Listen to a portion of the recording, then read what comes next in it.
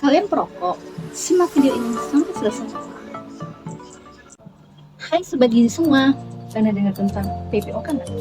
Yup, benar. Penyakit paru obstruktif kronis atau sering disingkat PPOK atau COPD adalah istilah yang digunakan untuk sejumlah penyakit yang menyerang paru-paru untuk jangka panjang.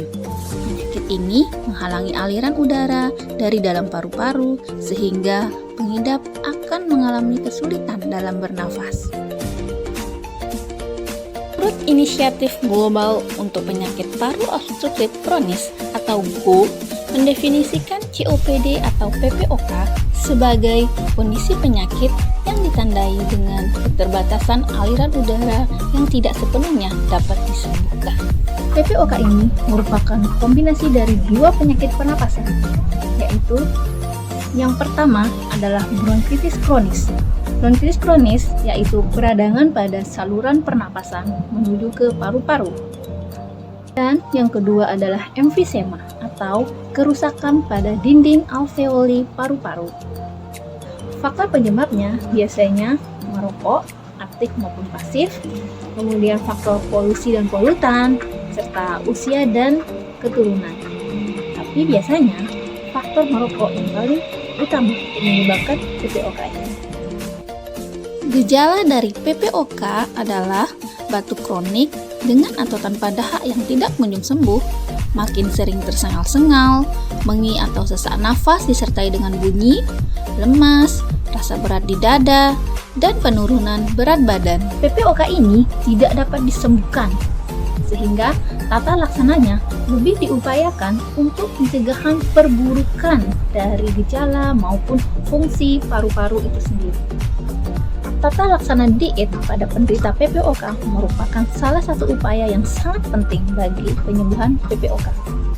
Prinsip diet pada PPOK adalah rendah karbohidrat dan tinggi lemak.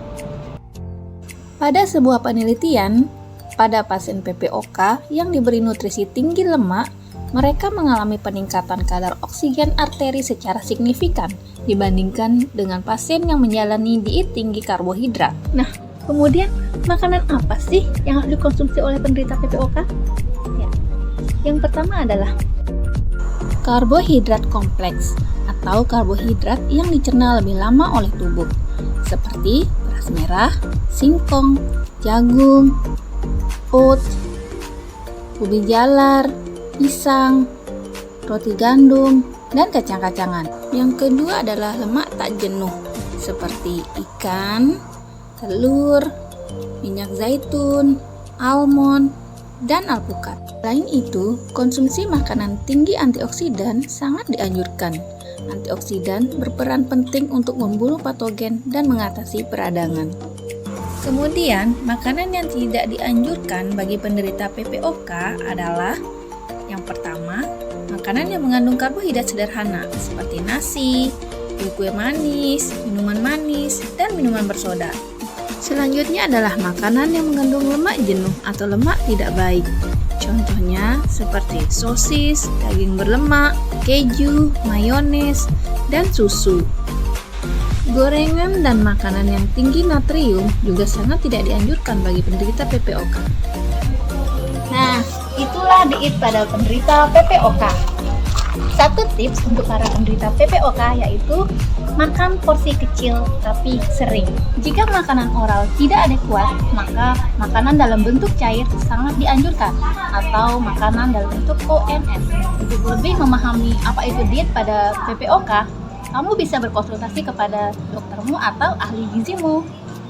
Terima kasih.